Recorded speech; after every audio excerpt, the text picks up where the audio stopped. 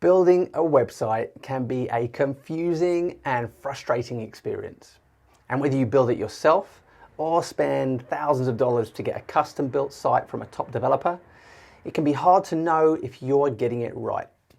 If your website isn't getting you the results you want, keep watching and I'm going to talk you through 4 of the most common website mistakes that I see. If you're making these mistakes on your website, don't worry. They are easy to fix and actually could see your conversion rates skyrocket. Now, if the purpose of your website is to generate leads, you shouldn't be including anything on the main part of your website that doesn't serve that purpose. Which leads me nicely to mistake number 1. Too much information that doesn't serve the purpose of your website. If I were to look at your website today, would I see any of the following? Lots of menu buttons. These are asking your customer to invest more time and effort to find what they're looking for. Plus, they are often a distraction from your core messaging. Scrolling header photos.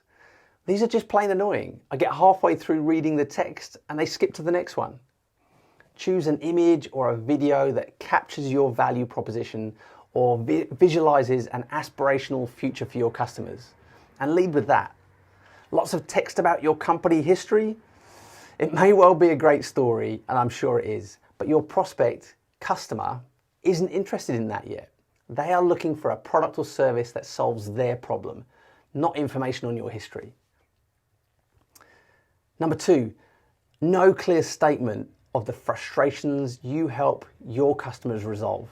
Now, when I search for a product or service, the best way to capture my attention is to tell me how you're going to solve my problem, resolve my frustration, and help me win the day.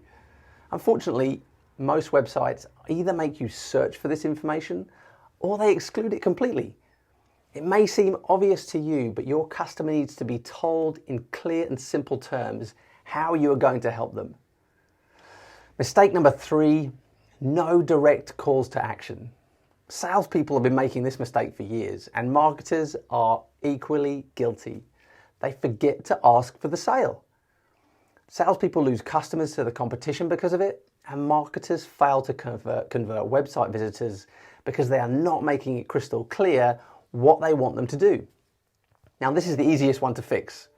Put a brightly colored button on your website with a direct call to action on it, such as buy now or schedule a call. The key here is to keep it direct. Don't be passive.